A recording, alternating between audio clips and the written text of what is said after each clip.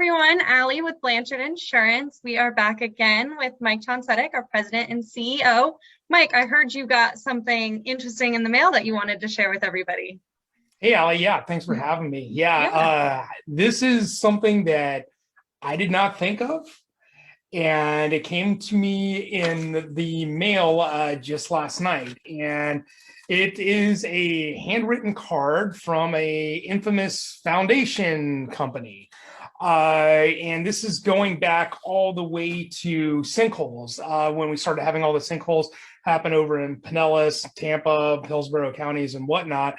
And we got into that huge debacle in the homeowners insurance market where attorneys figured out a way how to exploit sinkhole coverage on single family residences. And it's a big problem throughout Florida, yada, yada, yada. A decade later, we have two types of sinkhole coverage on a policy now, and it created a huge nightmare.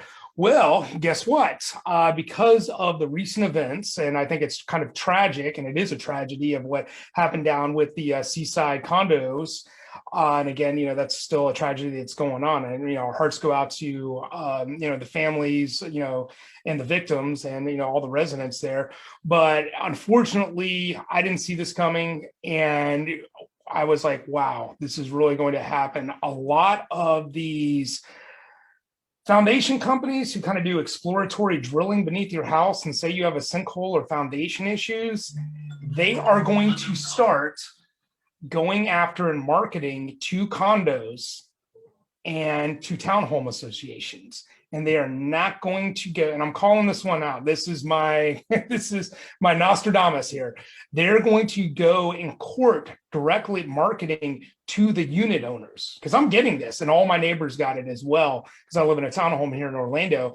But what they're going to start doing is marketing directly to the owners, and therefore the owners are going to get into a panic and a frenzy and go to the board and say, hey, I need a hole drill beneath my house to make sure this structure isn't going to fall.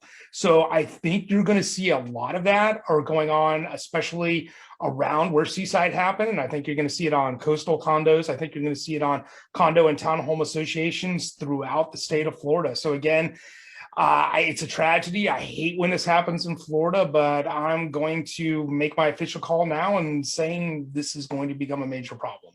And I think you're going to see a lot more coverage exclusions coming down the road from insurance companies, because again, this is what happens in Florida. Something tragic happens, and then again, our legal system here in Florida figures out a way. Somebody figures out a way how to exploit it.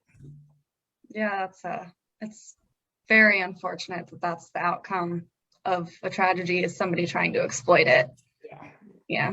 Do you see any other liabilities, other concerns popping up because of the Seaside incident?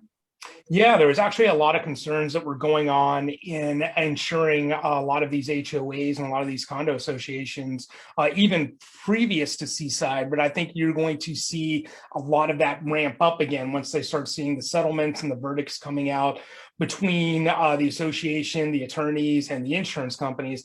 And one of the newer types of claims we've seen with HOAs and condo associations is not regarding actual property damage, but it's regarding discrimination in regards to the boards. And I think this came about from, different movements like Me Too and BLM, and that's kind of influenced the industry to start thinking in different ways, both on the insurance side and also both on the litigation side.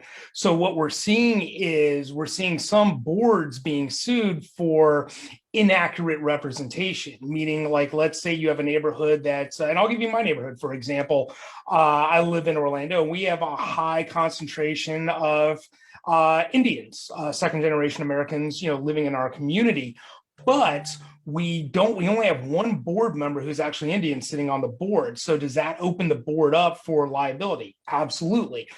There could be by an owner or by another board member suing the actual association, saying it's not a accurate representation of the community. Therefore, the decision making is not correct. Decision making, it does not represent the greater good of the whole. So I think you're going to see a lot of these types of litigation and these types of claims come down the pipe, along with major things well, like certain seaside. One claim that actually stuck out. It wasn't with our agency and brokerage, but and I kind of heard this on a industry podcast, which was really interesting, kind of comical to a degree.